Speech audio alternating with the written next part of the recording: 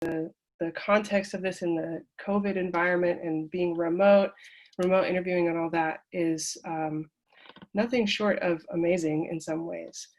So I'm excited to share with you a little bit more about how you can apply some of these techniques.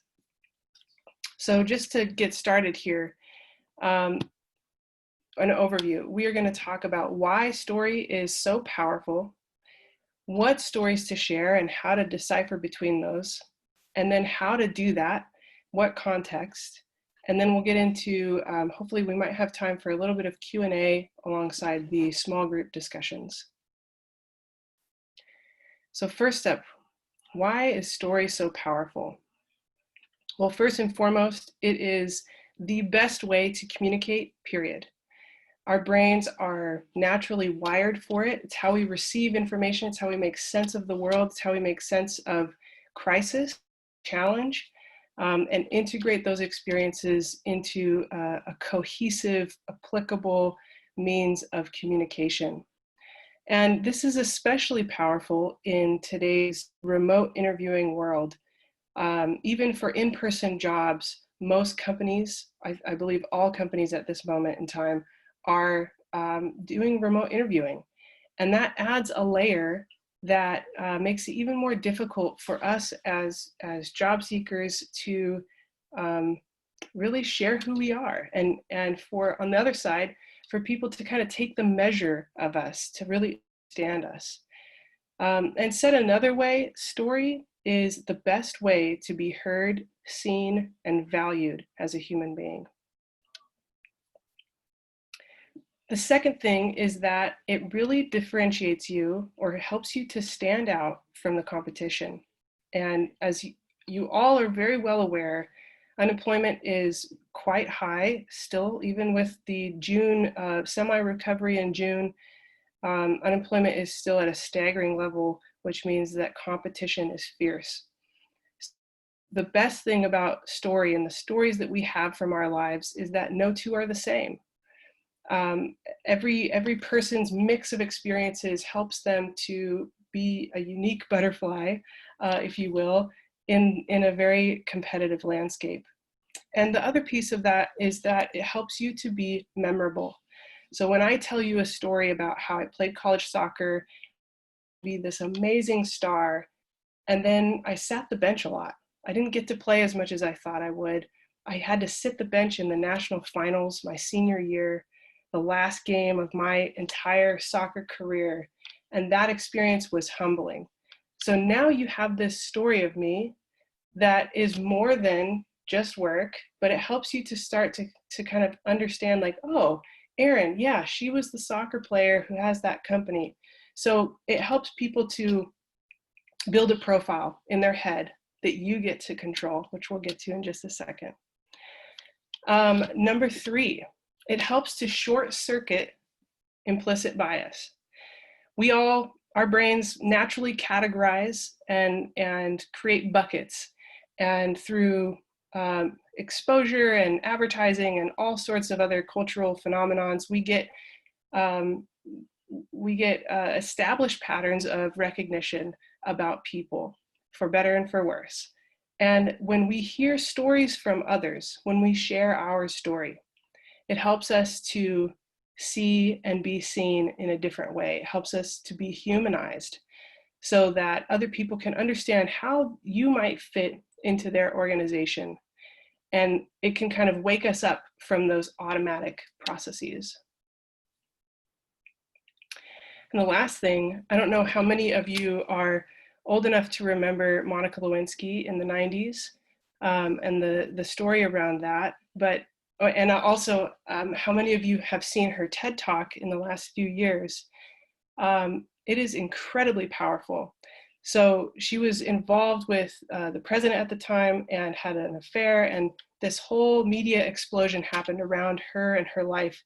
And she became the butt of the joke, essentially. And in her TED Talk, she comes out and just grabs that story by the reins and stands in it and takes back the power from it. So no one is able to use our stories against us when we own the narrative. So it's a really, really powerful mechanism. When we craft our story, when we tell it to other people, it's harder for people to be like, well, but you're not actually like that. Owning your story, sharing your story helps you to control that narrative and control the narrative that people build of you in their heads. And the second piece on owning your story is that right now, as we speak, there are technology companies whose sole purpose is to use artificial intelligence to build profiles of us without our knowledge, consent, or input. So they're scouring the web and all public data. They're gathering that, public and non-public, whatever is posted on Facebook, whatever is posted on LinkedIn. These are private accounts within a closed system, but it's still available. So grabbing that information and building a narrative about us without our knowledge, consent, or input. And that is something that is, we sort of see those companies as our nemesis because there's, artificial intelligence is a powerful vehicle, but it can also be used to introduce more bias in the process. So for us to craft our own story, to share that story also helps to mitigate some of the risk that comes with those sorts of technologies that companies are spending lots of money on. So second section here, what stories to share? So first and foremost, resumes and work history are hyper-focused on. It's not to say that they are irrelevant, but they are incomplete and essentially grossly inadequate. They do not tell the whole story of who we are as people. And the grand majority of us gain more character and strength building through our life experiences. So to understand who I am as a person, yes, let's talk about my work experience and my prowess in those domains, but also the rest of me is also relevant because I bring that to the table every day. And at the very end of the day, we just need more information in this process. And that more information is really about soft skills. So soft skills is an imperfect term. It's a catch-all bucket, and it's sometimes referred to as character strengths, leadership traits, people skills, behavioral traits. Sometimes people even conflate these with personality, which is different, but that's what they're getting at. Culture fit. All of these things are what businesses are trying to understand to figure out how will you fit into this organization? How will you fit with the team that you're going to be working with?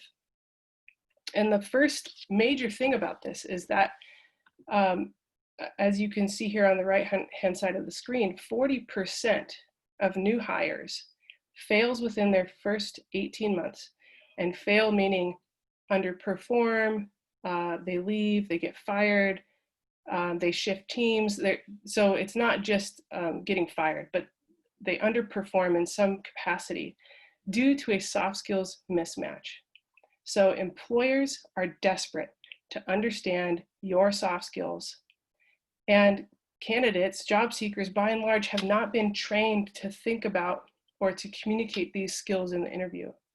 So employers are coming in here, job seekers are coming in here, and we're having two very different conversations. So coming to the table and being able to talk about your soft skills is an essential piece to make sure you land the right job, and 3 months down the road, don't find out that really doesn't fit with your skill set.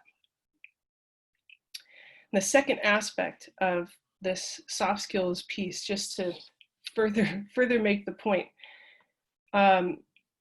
LinkedIn puts out a study every year, I think. And last year, the 2019 Global Hiring Trends report specifies that, or did a large-scale study with hiring managers and talent acquisition professionals, and they found that 90+% believe that soft skills are as important, if not more so, than technical skills. And yet, more than half of companies have no idea how to identify or measure these skills, And even those who say they have a process or they have a method for understanding these skills, really, when you get down into the weeds, they're just relying on gut feel. Oh yeah, they passed the beer test. If you've ever heard of that, the beer test. That's like, oh, can I sit down and hang with Becky and have a beer with her? And that's their gauge for whether or not you fit in a professional setting, which is asinine on a number of levels. But all that to say is that because of where we're at today, because of where employers are at today, it's on us, the job seeker, to be able to clearly communicate our soft skills. Hey, Erin, one of the folks in the chat is saying, should you also point out your soft skills in your resume and cover letter? And I know you're going to get to this, but yeah, we will talk a little bit about that. So yes and no. It's a little tricky because if I were to write on my resume that I'm humble, I'm self-aware, I have a deep sense of purpose, I'm compassionate, it's just not all that convincing. So putting it on a resume, the resume isn't really designed to house those skills. So sure, you could put them on there, and make sure that you have your own experiences to back it up once you get in person. And then with the cover letter, we'll touch on that in a little bit. I think the cover letter is a little bit better space because you have a few sentences that you can couch those skills in and say, I am humble, or I come to the table with humility because of my experiences playing soccer and sitting the bench most of the time. So you can kind of couch those experiences in a way that can be heard. Okay, so here's the next piece on what stories to share. So I've talked a lot about life experience and how work experience is just a small slice of who we are. And many of you may be wondering, well, I don't know about that. I don't know about sharing more things from my personal life. I try to keep these things separate, etc. And what I'd like to, if you leave with one thing today, the biggest, most impactful thing is that your life experience is absolutely professionally relevant. And the reason why is something we know intuitively, but have been conditioned in the professional world to sort of push to the side. But we know intuitively that what doesn't kill us can make us stronger. And it can also make us more empathetic, more compassionate, those things are sort of the same, more self-aware, etc. There are all these wonderful things that we gain through the challenges and setbacks that we go through in our lives. So that's one aspect of it. And the great news is that 30 years of research coming out of the positive and developmental psychology fields is confirming what we know intuitively. So if you see here on the screen, we have some books that you may have heard of, some books you may not have heard of, but these are sort of popular in the general zeitgeist and represent bodies of research that confirm this. So grit and growth mindset, these are two things that are looking at, or all of these things are looking at how do our life experiences help us arrive at the skills and professional soft skills that we need in order to succeed in the workplace. So grit, also called passion, perseverance, growth mindset, a learning mindset, emotional intelligence. What doesn't kill us can make us stronger. This is a book about post-traumatic growth. So rather than arriving at post-traumatic stress, there are many people who grow exponentially and come out the other side stronger and better people. So each of these represents a body of research that is confirming what we know intuitively. And most of us, as I've mentioned, build our character. We build who we are through our life experiences. And this is especially powerful for the non-traditional pathway and the underrepresented professional, because it helps us, it allows us to communicate our unique value and qualifications that ties directly to our professional skills.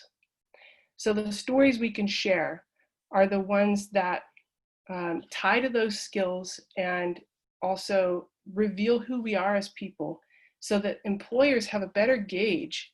You know, spending an hour or 30 minutes with somebody before you get married is totally bonkers.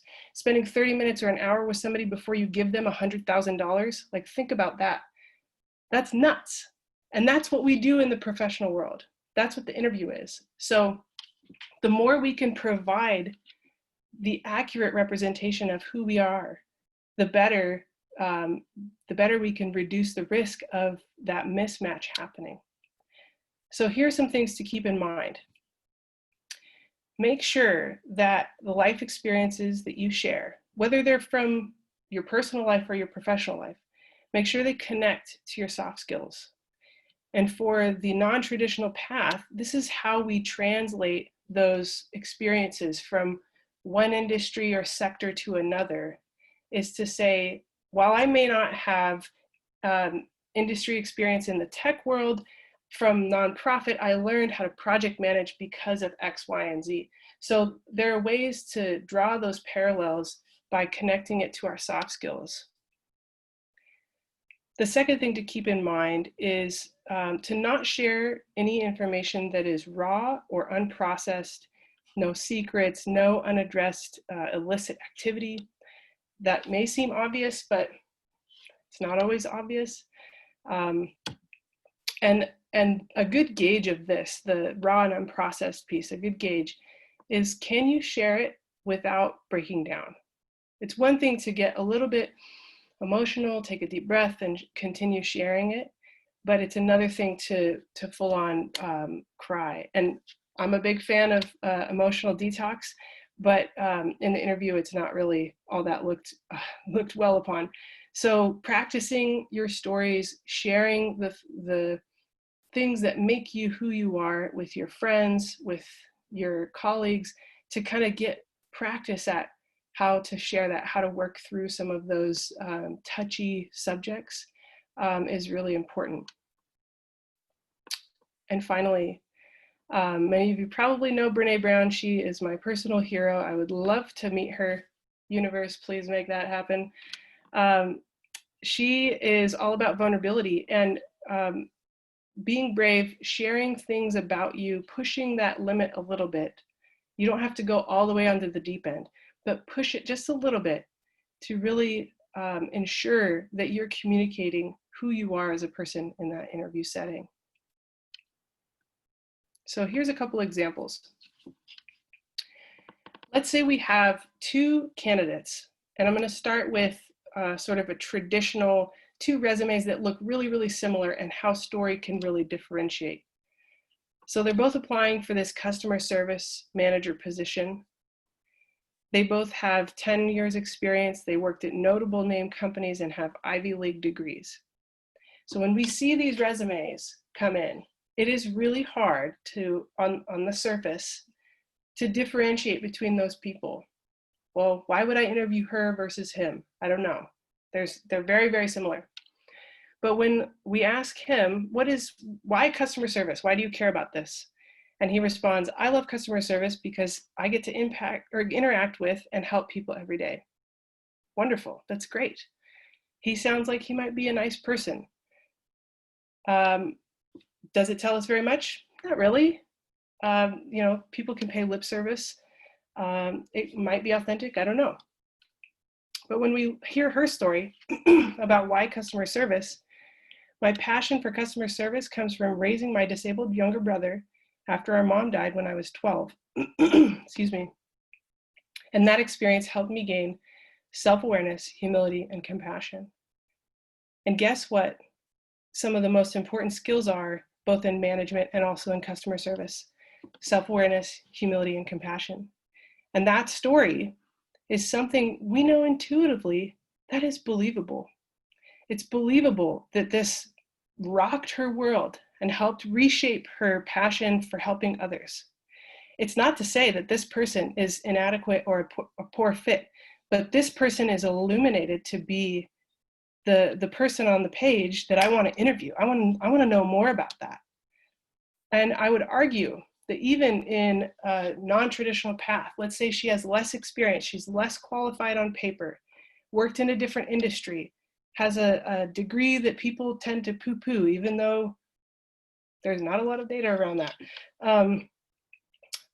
This story, I would argue, is still so compelling that if I read this in a cover letter, I would be more compelled to pass her through, even though she doesn't meet the qualifications that I have set up as her hiring manager. Hey, Erin, we have a question in the chat where one of the participants is saying, do you have any ideas or suggestions about how to think through and break down your unique life experiences and stories to figure out what those experiences teach us skill-wise? So, for example, if your parents moved you overseas, how do you talk through this? Do you have any suggestions on that? Oh gosh, I'm so glad you asked. How do we do that? I set you up. So the first thing is that anyone who's on this call today, we would love to invite you to build a profile. And the profile itself is great, but it is the process of identifying these experiences that we've found to be super valuable. In fact, we've done a few studies to see what is the impact on the job seeker in going through this process. And we've proven the data showed us that it helped them to build confidence in themselves, to feel confident about their ability to speak to their soft skills, and to really differentiate themselves in that process. So even though we charge employers a subscription fee to have access to invite candidates, any job seeker, our basic profile membership is free for life. So maybe Sarah and Nancy can hook us all up, and anyone who's interested, I'd be happy to invite you. And this process helps you to look at the soft skills that we've identified as most critical for job success. Think about, have I changed? Have I grown? Have I stayed the same? Have I always had that because of how I grew up? Or, kind of walks you through that process. And then it helps you to connect those to life experiences. So you grew a lot in humility. What is associated with that? What would you tie to that? And so the whole process is very gentle. It's we've heard it's actually fun. So it's a really fun process, and anyone who wants to do that, I'm happy to invite. As a personal testimonial, I tried out an earlier version of this, and it's extremely engaging and also very thought-provoking, which I think is the idea here, because it does require an extra level of discernment and examination. But I say thumbs up, go for it. Yes, and the process does not take a lot of time. So you can go through it, you can create really crappy rough drafts, you can go through it multiple times, come back to it, leave it on the table. It doesn't ask a lot of you, like you're not asked to spend hours doing this. So just a heads up on that. Hey, Erin, one of the candidates, one of our cohort members here was asking, once you put your profile in, are you able to see who might be interested in you as an employer inquired? In the future, yeah, not yet.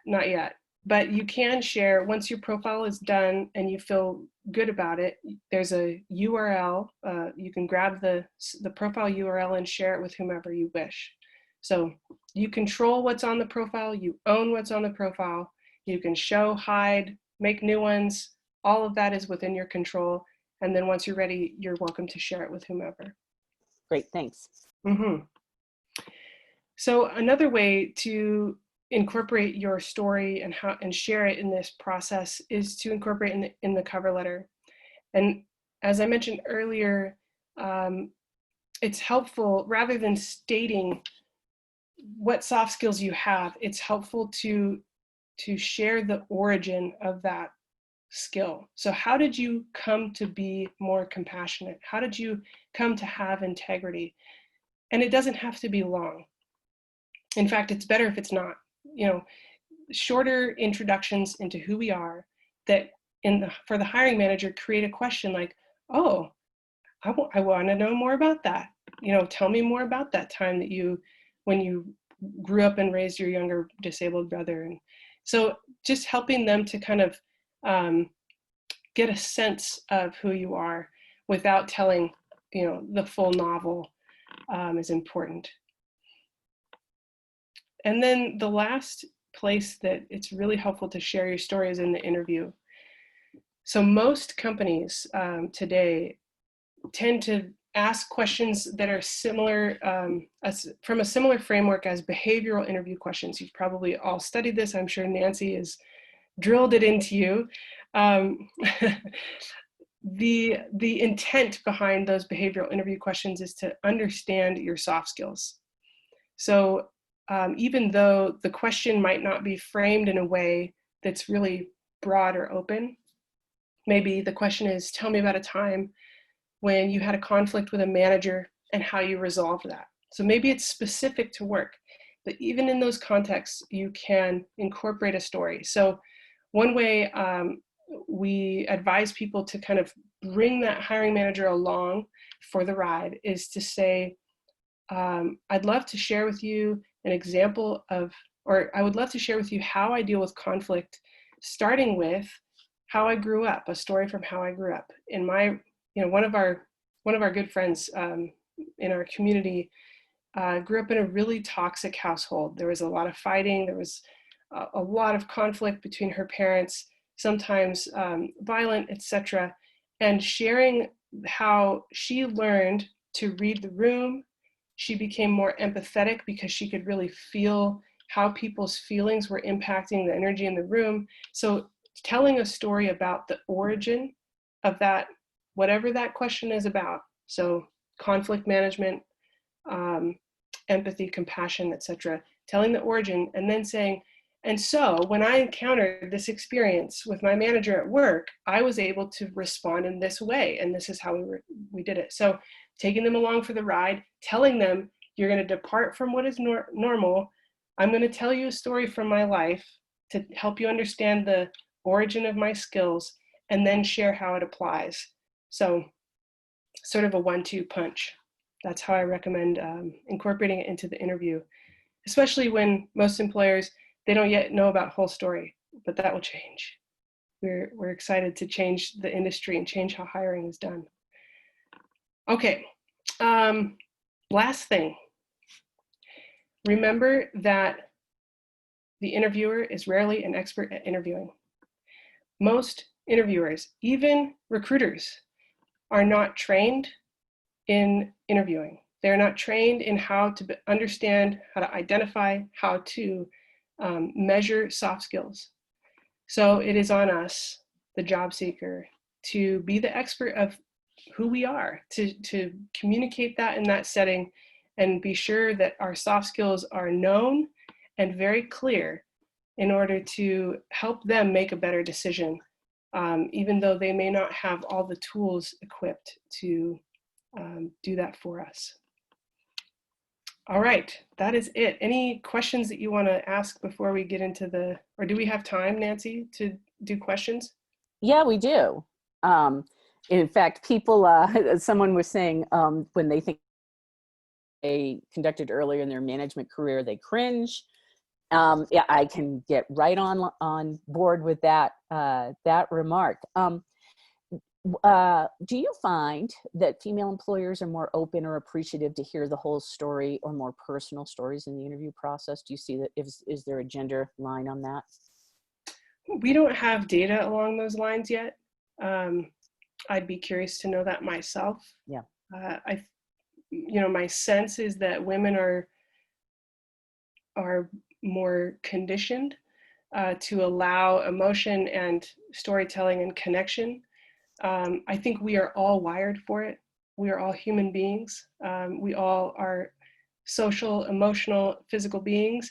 And for men, that emotional component has largely been shut down. So that would be my guess, is that maybe that's a little bit more, but we also mirror the environments that we're in. And if the company that the interview is at is a dominant, sort of a domineering, hard-charging, aggressive type environment, maybe not. I don't know. Yeah. Um, I, and I'm wondering, you know, someone here made a remark on this, but I think I want to hark back to something you said about practice. Interviewing is nerve-wracking for sure.